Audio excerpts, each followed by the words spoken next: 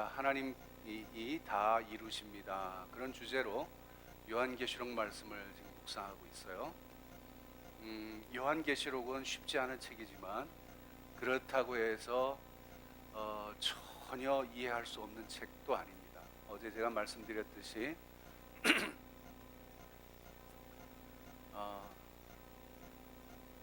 성경이 뭘 이야기하고 싶어 하느냐 하는 그 관심에 우리가 코드를 같이 맞추면 얼마든지 이해할 수 있는 말씀이에요. 근데 자꾸 다른 생각 가지고 보니까 이 말씀이 들리지 않고 또 이상하게 자꾸 어려워지게 되고 또 잘못된 길에 빠지기도 하고 그렇게 되는 거죠. 그래서 우리가 다시 한번 말씀드립니다만 성경의 관심이 뭔가에 집중하셔야 돼요. 내 관심이 뭔가, 내 호기심이 뭔가가 아니라 그 호기심에 대한 답을 찾아가는 게 아니라 성경이 이 말씀을 통해서 내게 지금 뭘 말씀하고 싶어 하시지 거기에 포커스를 맞추셔야 된다는 거예요. 그래서 어제에는 요한계시록이 가지고 있는 두 가지 특성에 대해서 제가 말씀을 드렸어요. 요한계시록은 먼저 계시다. 이 계시 아포칼립시스라는 말은 감추어졌던 비밀의 베일을 벗겨버리고 뚜껑을 열어서 환히 들여다보게 하는 거다. 그렇게 말씀드렸잖아요. 계시는 보여주려고 하시는 거예요. 보여주려고. 그냥 보라 그러면 모르니까 그걸 뚜껑을 열어서 보여주시는 거예요. 그럼 보여주시는 거 보면 알게 되죠. 그죠? 그런데 왜 몰라요? 보여주시는 건 안 보고 자꾸 엉뚱한 걸만 보려고 찾으려고 그러니까 안 보이는 거죠. 그래서 요한계시록은 계시인데 무엇에 대한 계시인가? 주님의 재림에 대한 계시다. 다시 말씀드립니다. 세상의 종말에 대한 계시가 아니에요. 주님의 재림에 대한 계시라는 거죠. 이게 첫 번째 요한계시록이 가진 특징입니다. 이거 꼭 기억하고 계셔야 돼요. 두 번째 특징은 요한계시록은 예언의 말씀이라고 하는 것입니다. 프로페테이아, 이 예언이라고 하는 말, 이 말은 뭔가 미래의 일을 미리 알고 가르쳐준다 그런 뜻이 아니라 하나님의 주시는 말씀을 대신 전하는 거다 그런 뜻이라고 설명을 드렸죠. 그 속에 뭐가 담겨 있느냐 하면 복음이 담겨 있어요. 여러분 요한계시록에 복음이 담겨 있다는 사실을 잊어버리지 않게 되기를 바랍니다. 요한복음은 하나님 말씀이에요. 하나님 말씀이 복음이 있어요. 당연한 거죠. 그런데 요한계시록을 읽으면서 사람들은 막 두려워해요. 공포스러워해요. 막 무서운 일이 막 벌어질 것 같고 그래서 이게 재수 없는 책이다 그러고 덮어버리고 안 읽고 그러죠. 성경을 잘못 보는 거예요. 여기에는 복음이 담겨 있습니다. 복음이 뭐죠? 기쁜 소식 아닌가요? 예수 그리스도를 믿는 자에게 주시는 기쁜 소식이 요한계시록에 담겨 있단 말이에요. 그걸 예수 그리스도께서 드러내 보여주시는 거다. 그거 그냥 보여주면 모르니까 드러내서 계시하셔서 보여주시는데 풀어주시는데 그게 바로 예언의 말씀이다 라고 하는 겁니다.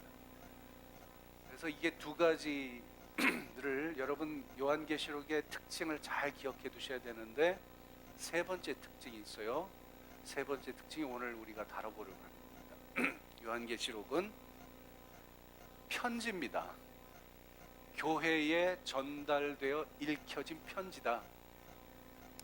여러분 이게 아무 말 아닌 것 같지만 굉장히 중요한 말입니다. 마치 바울이 교회 편지를 쓰잖아요. 바울 서신을 쓰죠. 요한도 교회에다가 편지를 쓴 거예요. 요한 1, 2, 3서가 물론 있지만 요한계시록도 편지다 그런 얘기예요.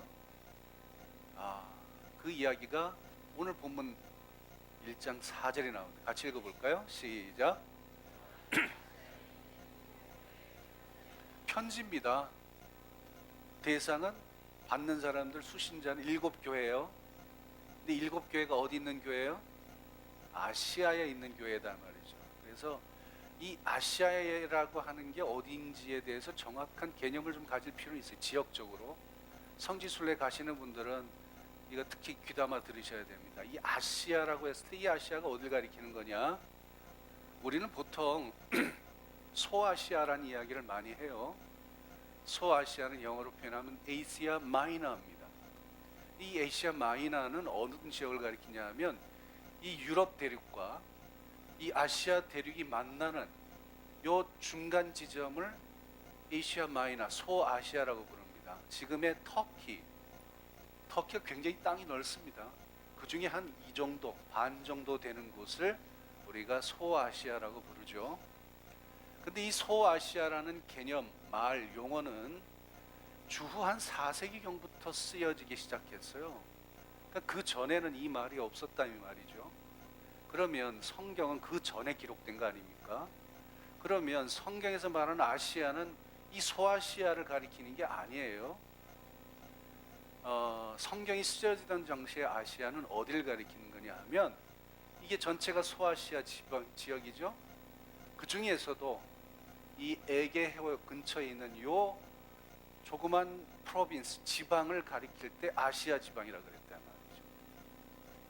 그리고 이 사실 소아시아로 따지게 되면 많은 지방들이 있어요. 갈라디아 지방 보이죠? 갑바도기아 지방, 실리기아 지방, 길리기아, 다소, 바울의 고향이 있던 다소가 길리기아 지방이 있죠. 이외에 폰투스, 비두니아, 이게 다 로마 제국에서 편의상 만들어놓은 행정구역으로 만들어놓은 지방들이에요. 그 지방 이름 중에 아시아 지방이라는 게 있단 말이죠. 이게 바로 요 지역입니다. 요 지역을 가리킬 때 아시아다 이렇게 얘기합니다. 성경에서는.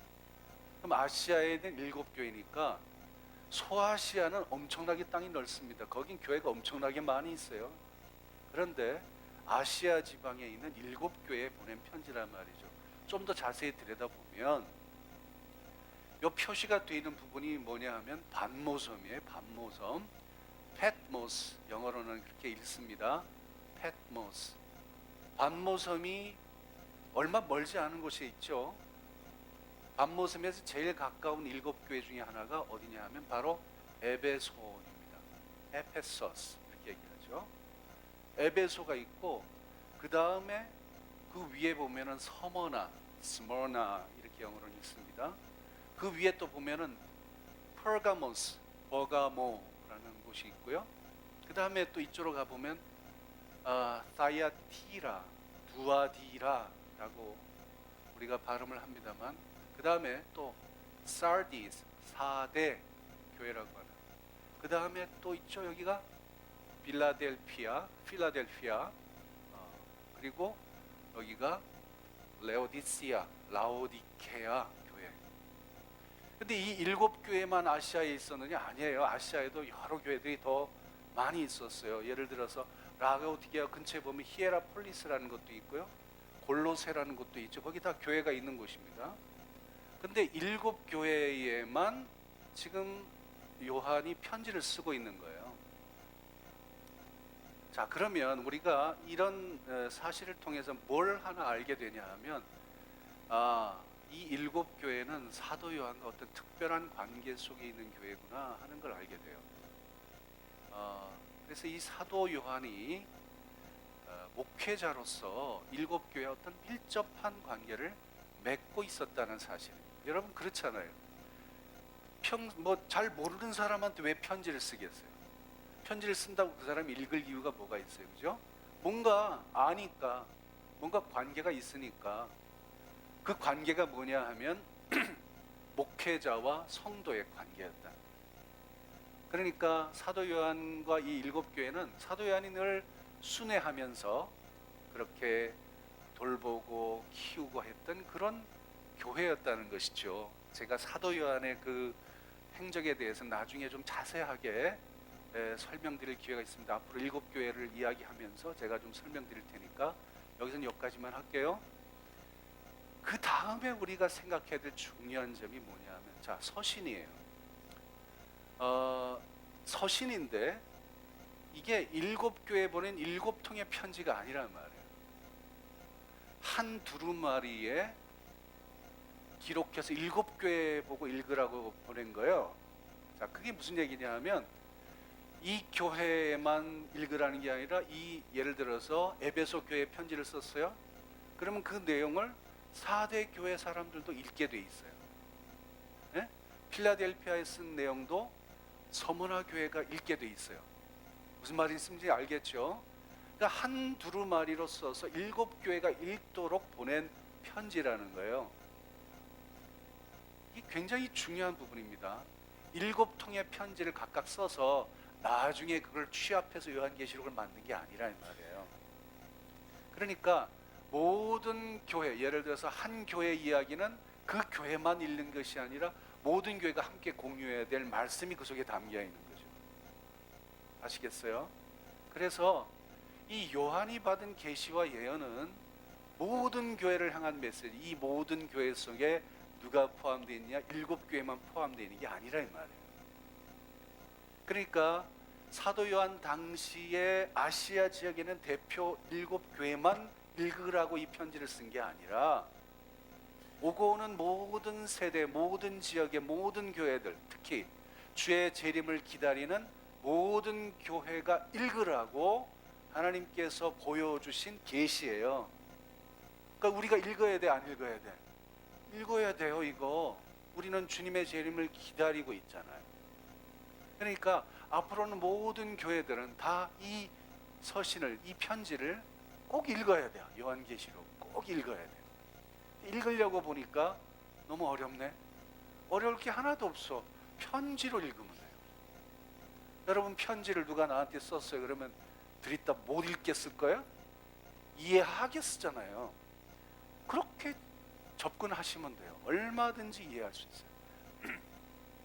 자, 그러면 우선은 이 요한계시록이 보내지던 7교회, 그 당시의 교회 상황을 우리가 좀 알 필요가 있죠.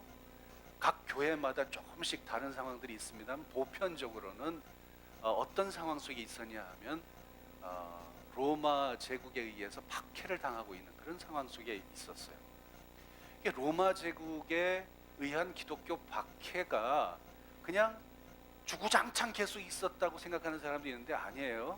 로마 제국의 그 시기 동안 한 10번에 걸쳐서 대박해가 일어납니다. 계속 일어났던 게 아니에요. 어떤 때는 지역적으로 조금 일어나기도 하고 어떤 때는 대대적으로 막 일어나기도 했지만 이 박해가 한 10번 정도 일어나요. 그 첫 번째 박해가 언제냐 하면 바로 네로 황제 때 일어나죠. 네로 황제는 AD 54년부터 68년까지 통치했던 왕인데 네로에 얽힌 이야기는 여러분 잘 아시죠? 검은 고양이 네로가 아니라 네로 황제 얘기입니다. 근데 이 네로 황제가 로마를 갖다 불태운 장본인이에요. 미친 사람이에요, 이 사람은. 그러니까 불태워 놓고선 그걸 보고 즐기던 사람이 이 사람이. 그래 놓고 나중에 로마 도시를 다 불태워 버렸으니까 책임이 자기한테 올 거 아니에요. 그러면 어떻게 하죠? 피해 나가려면 요 불을 지른 놈들이 다 크리스찬들이야.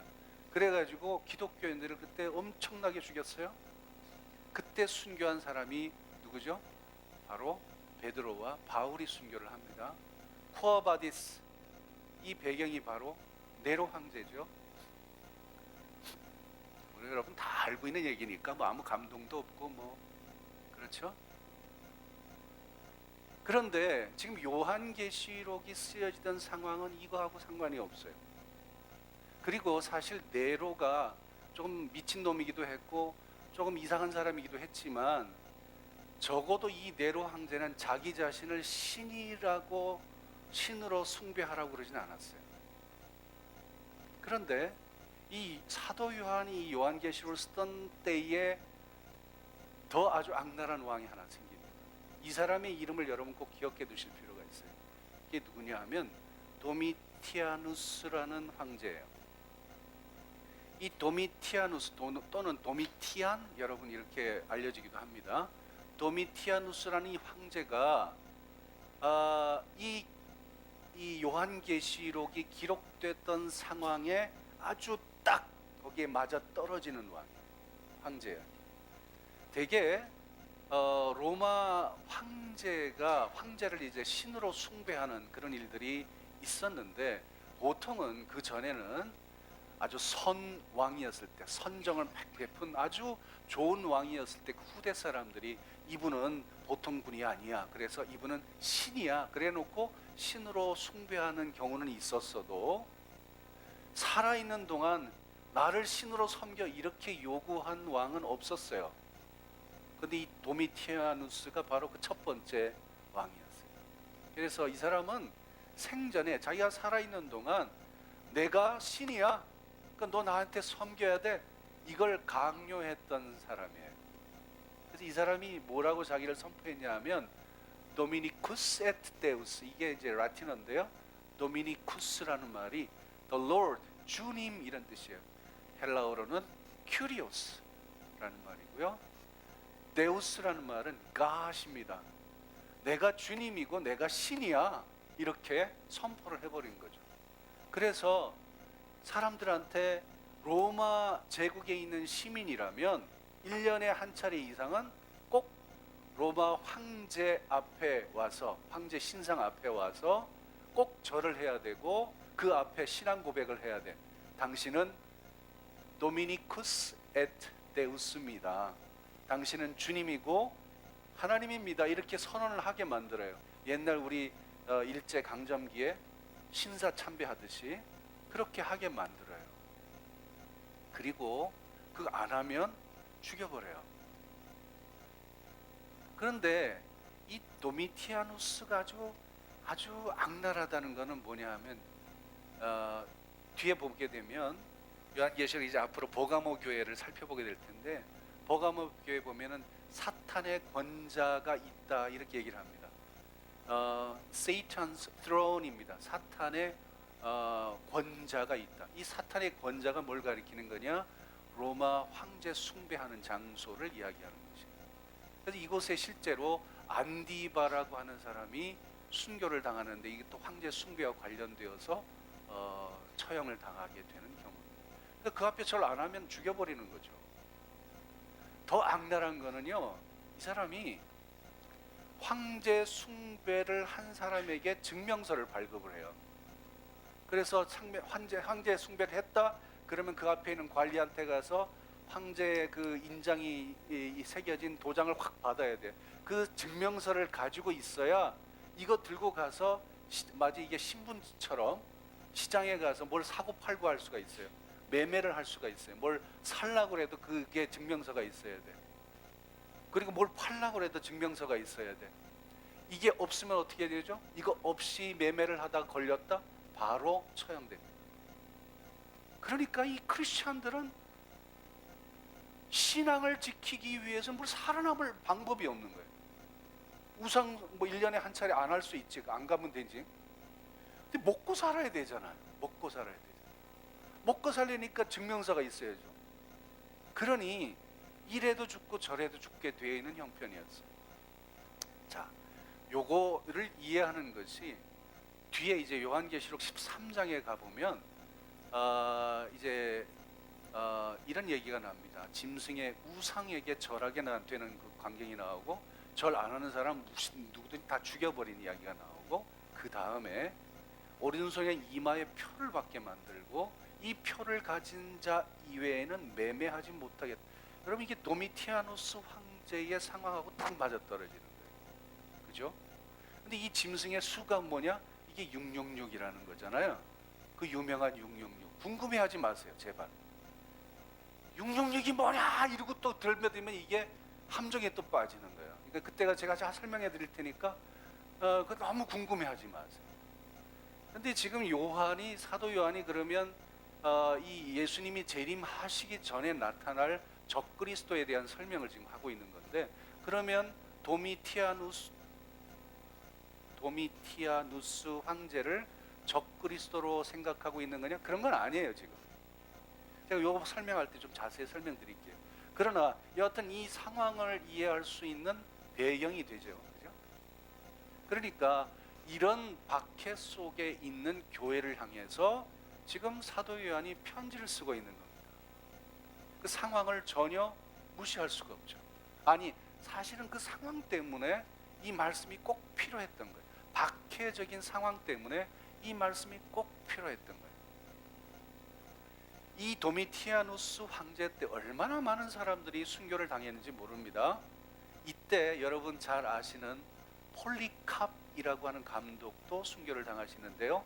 이 폴리캅이라는 감독이 바로 서머나 교회에서 목회를 하고 계셨어요. 바로 이 당시입니다. 제가 서머나 교회 이야기하면서 좀 설명을 드릴게요. 그러니까 이때 사도 요한도 박해의 대상이 되었어요. 잡혔어요. 어디서 목회를 하고 있었냐면 에베소 교회에서 목회를 하고 있었거든요. 7교회를 돌아다니면서 목회를 하고 있었으니까 그때 사도 요한도 체포를 되어서 반모섬 페트모스 아일랜드, 반모섬으로 유배를 오게 된 겁니다. 이 반모섬이라고 하는 곳은 어떤 곳이냐 하면 채석장이 있었어요. 돌을 채굴하는 그런 채석장이 있는 곳이었어요. 여러분 이때 사도 요한의 나이가 얼마나 된지 아세요? 90이 넘었어요. 이미 90이 넘은 노인이 채석장에 와서 중노동을 해야 되는 거예요. 그러면 이게 여러분 순교를 당하지 않았고 이렇게 얘기할 수 있어요? 그렇게 얘기할 수 없는 거예요.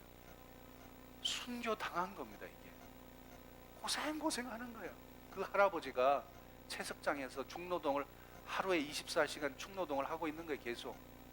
그래서 이때 요한계시록 이제 뒤에 읽어보면 이 반모섬에 와서 중노동을 하다가 어느 주의 날이래. 주의 날은 주일날을 얘기하는 겁니다.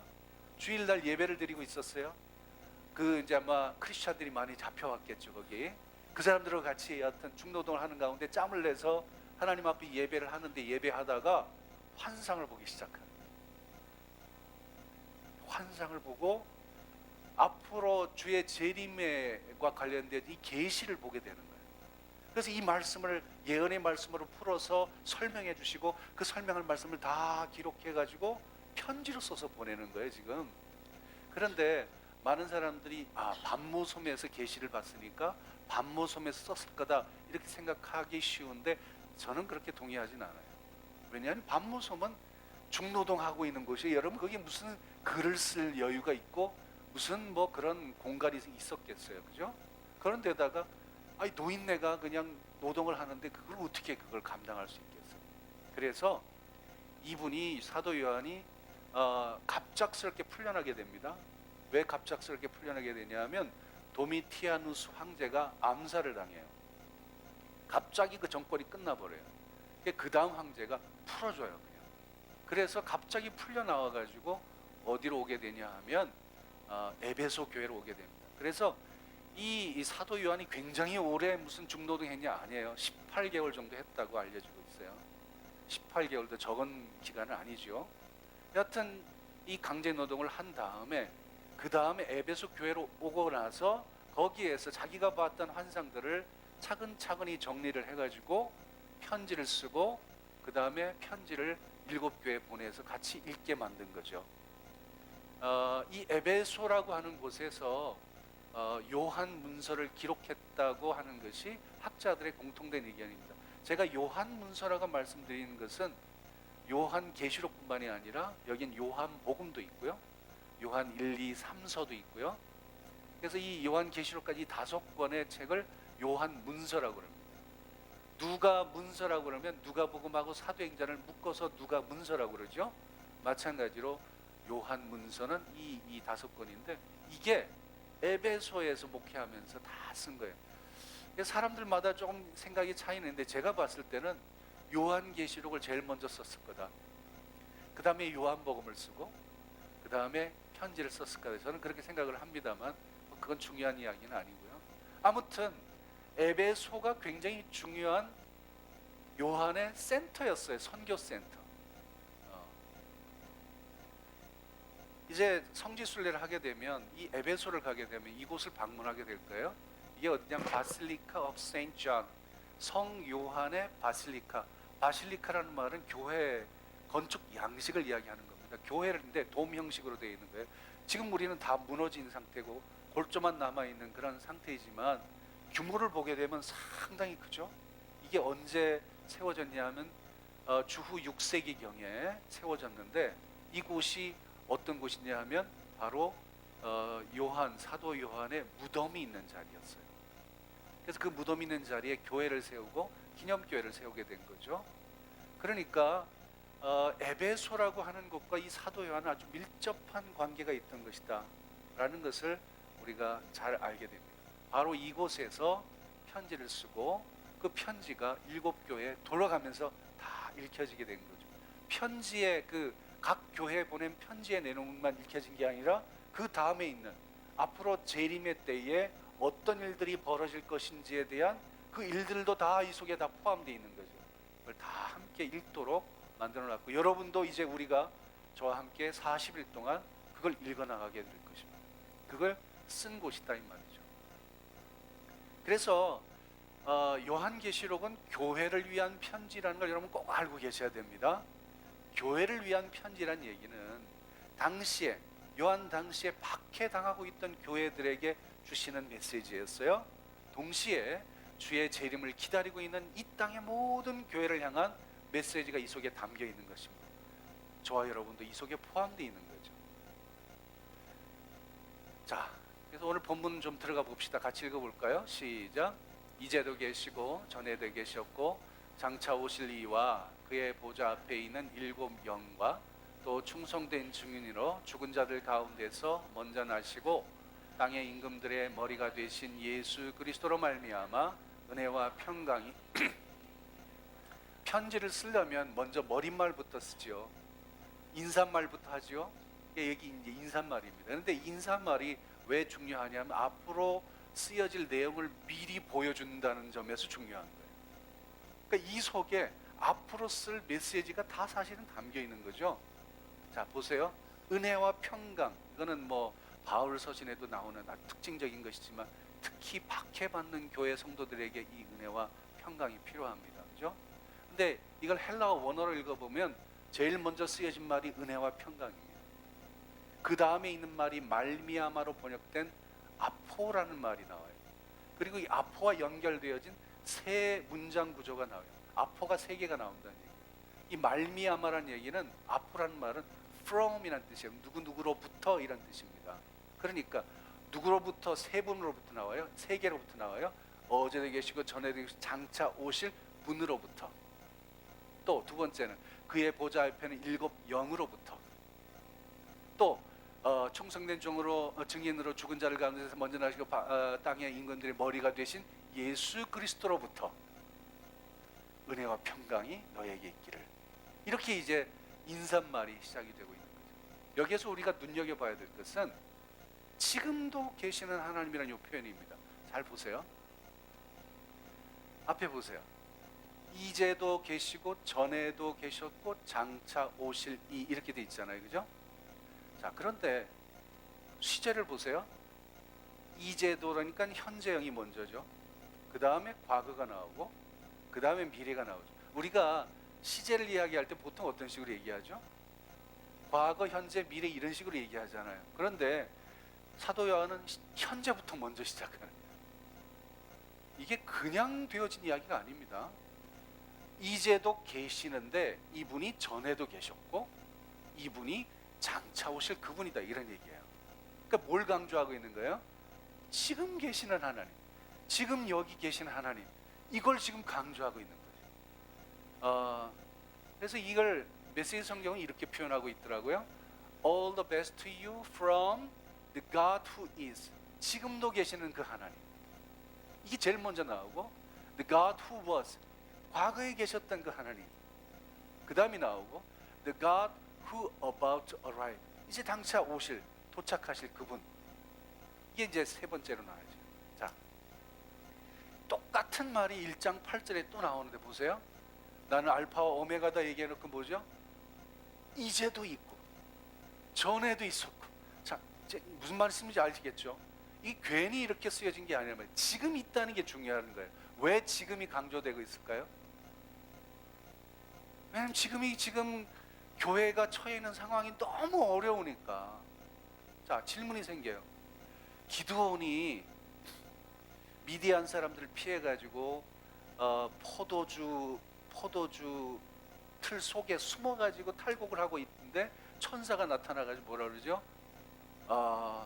큰 용사여, 하나님이 너와 함께 계십니다. 이렇게 얘기하니까 기도원이 뭐라고 대뜸 아니 하나님이 나와 함께 계신다면 왜 지금 우리가 이런 일을 당해야 됩니까? 옛날 우리 조상들을 애굽에서 출애굽할 때 그렇게 놀라운 이적을 베푸셨던 하나님 지금 어디 계십니까? 이렇게 묻잖아요. 그러니까 지금 당하고 있는 현실적인 고통과 어려움이 과거에 아무리 나타났던 하나님, 과거에 아무리 놀라운 이적을 베푸셨던 하나님이라 하더라도 그것에 대한 믿음이 생기지 않는 거죠. 교회의 현실도 마찬가지예요.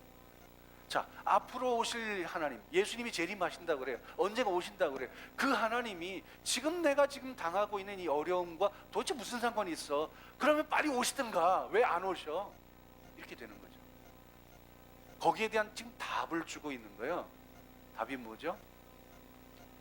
당시 교회가 직면하고 있는 문제는 과거의 문제도 아니고 미래의 문제도 아니고 지금 현실적인 문제예요. 지금 하루하루 생존해 가고 있는 문제예요. 예수님을 믿는 이 신앙을 지키려면 장사도 못하는 거예요. 어디 물건도 못 사 먹어. 그냥 굶어 죽게 생겼다고. 아니 절 안 하면 목이 베어 죽어요. 그러니까 이 죽음의 문제, 현실의 문제. 이런 상황 속에서 과연 이 믿음을 지킨다는 게 도대체 뭐냐? 그랬을 때 다 주는 답이 뭐예요? 하나님은 니들이 지금 당하고 있는 박해, 하나님이 절대 외면하지 않으셔. 이제도 계시고, 과거에 계셨던 그분이 이제도 계시고, 미래에 오실 그분이 바로 이제도 계시니 지금 너희들을 돌보고 있어. 이 메시지를 앞으로 지금 얘기할 거예요. 그걸 미리 지금 인사말을 통해서 이야기하고 있는 거예요. 요것만이 아닙니다. 그 다음이 더 중요한 말. 요거 하나만 건져도 여러분 오늘 오실 보람이 있을 거예요. 하나님이 지금 계셔서 뭘 하시느냐 이거죠. 내가 지금 이 박해적인 상황 속에 있는데 살기가 하루하루 너무 힘든데 하나님은 지금 나와 함께 계시다면 지금 뭐 하고 계시는 거야? 이렇게 되는 거죠. 거기에 대한 답을 주는데 뭐라고 얘기하냐면 같이 읽어볼까요? 시작.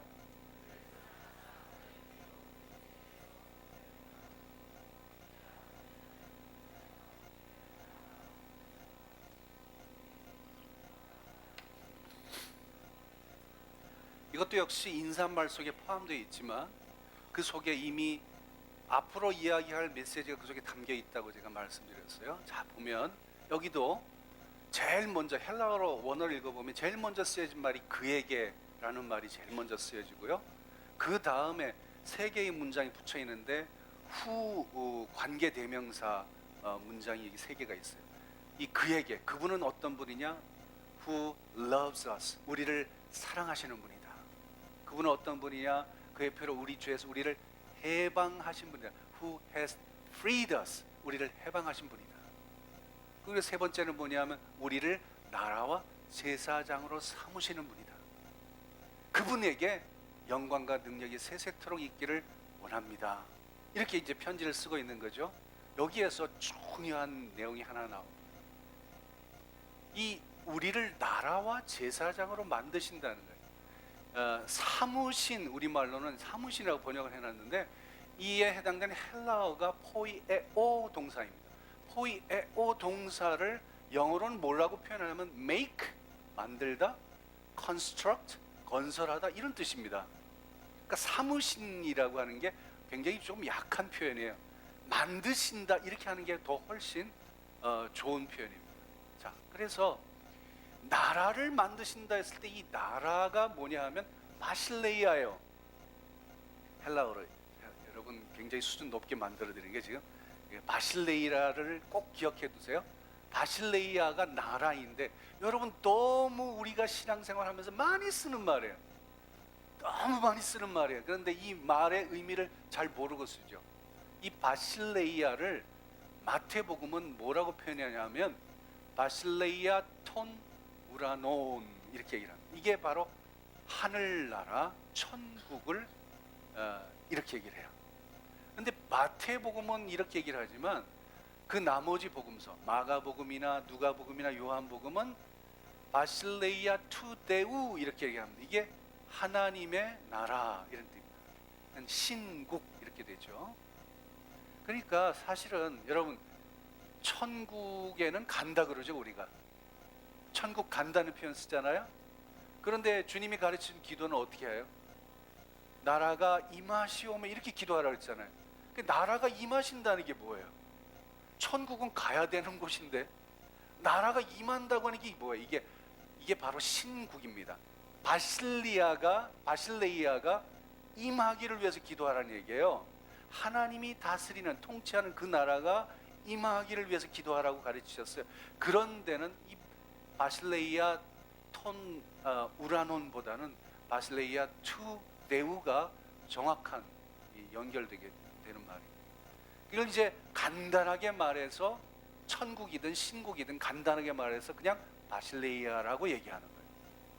그러니까 나라를 얘기할 때는 이게 여러분 좋은 개념을 다 쓰세요. 천국이 돼도 좋고 신국이 돼도 좋고 하나님 나라가 돼도 좋고 하늘나라가 돼도 좋은데 나라라고 했을 때 나라를 구하라고 했을 때 이 나라는 바로 하나님이 다스리는 그 나라를 이야기한다는 걸 여러분 꼭 기억하셔야 돼요.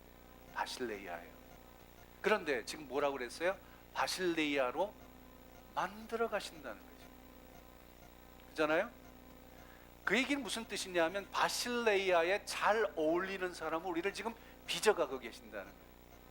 저와 여러분이 지금 신앙생활을 하고 있는 것도 그 바실레이아, 하나님이 장차 완성하실 하나님의 나라, 그 바실레이아에 가장 잘 어울리는 모습으로 여러분과 우리들을 지금 다듬어가고 계시는 거예요. 빚어가고 계시는 거예요. 자, 예를 들어가지고 이제 요한계시록 이게 서론적인 이야기이기 때문에 제가 왔다 갔다 하면서 얘기를 합니다. 요한계시록 21장에 가보면 천국에 대한 묘사라고 여러분 알고 있는 것이죠. 그 성의 성곽, 이 성은 예루살렘 성을 얘기하는 겁니다. 새 예루살렘 성이 이제 하늘에서 내려오는데 그 예루살렘 성을 묘사하는 거예요. 보세요. 그랬더니 기초석이 있는데 기초석이 다 보석이래. 첫째 기초석은 벼곡이고 둘째는 남보석, 셋째는 옥수. 이게 무슨 보석인지 잘 모르겠어요. 저는 보석하고는 상관이 없는 사람이라. 근데 여러분 혹시 알고 계십니까? 여러분도 잘 모를걸? 근데 다 보석이래요. 보석으로 쫙 쌓여져 있어요. 그리고 12문은 12진주래야 돼. 진주문이에요. 근데 진주문이 각 문마다 한 개의 진주래요. 여러분 상상 가십니까? 진주가 얼마나 큰데. 제가 옛날에 교육전도사 하던 그 시절입니다. 1980년대 이야기인데 그 교회에서 그때 한참 내가 본 천국 이 시리즈가 한참 유행이던 시절이 있었어요. 어느 전도사, 여자 전도사님 불러다 간증 집회를 한대.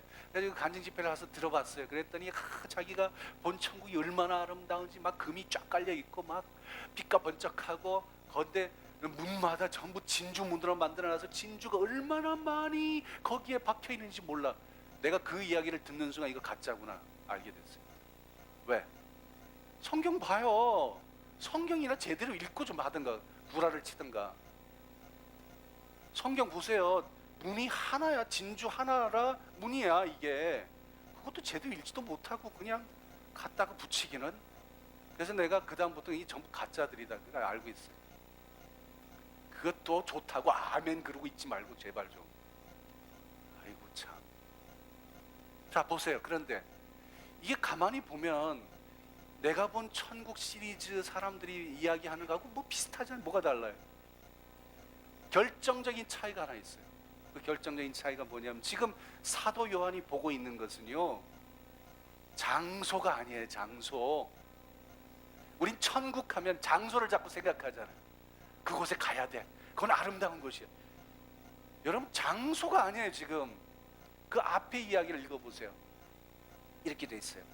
7대접을 마지막 7재앙을 담은 7천사 중에 하나가 와가지고 말합니다. 자, 내가 이제 보여줄게. 뭘 보여줘? 신부 곧 어린 양의 아내를 내게 보여주리라. 그래 놓고 하늘에서 새 예루살렘이 내려오는데 그 새 예루살렘 성에 대한 설명이 조금 전에 우리가 읽었던 그거예요. 뭐 보석들로 가득 차 있고 이런 얘기들입니다. 자, 그러면 그 장소가 아니라 지금 뭘 보여주고 있어요? 어린 양의 신부를 보여주는 거예요. 어린 양의 아내를 보여. 어린 양은 누구? 예수님. 내가 조금 이따가 다 설명드릴게요. 앞으로 너무 조급하게 생각하지 마세요. 요한계시록 쭉 읽어나가면 다 이해가 되는 이야기입니다. 어린 양의 신부는 누굴 가리키는 거예요? 교회예요. 교회. 처음부터 끝까지 교회 얘기야. 요한계시록은 교회 얘기예요. 교회. 그래서 이건 무슨 얘기냐면 주님이 재림하시는 날에 완벽하게 준비되어 있는 교회의 모습을 지금 설명하고 있는 거예요. 자, 이게 지금 교회예요. 새 예루살렘이 하늘에서 내려오는데 이게 완벽한 모습의 교회예요. 여러분, 완벽한 교회는 그때 가서 보게 되기를 바랍니다. 지금 이 세상에 찾으려고 그러면 안 돼요. 이 세상에 찾거든 제발 그 교회 다니지 마세요. 여러분이 들어가는 순간 그 교회의 완벽함이 깨져버립니다. 제발 가지 마세요. 우리 교회로 그냥 계셔. 그냥 우리 교회는 다 받아줄 테니까. 자, 근데 주님이 재림하시는 날에 완벽한 모습으로 준비된 어린 양의 신부 교회의 모습을 지금 설명하고 있는 거예요. 그렇다면 여러분 보세요. 거기 있는 보석들이 뭐예요? 어? 새 예루살렘이 교회를 얘기한다면 보석들은 누굴 가리키는 거예요? 여러분들을 가리키는 거예요.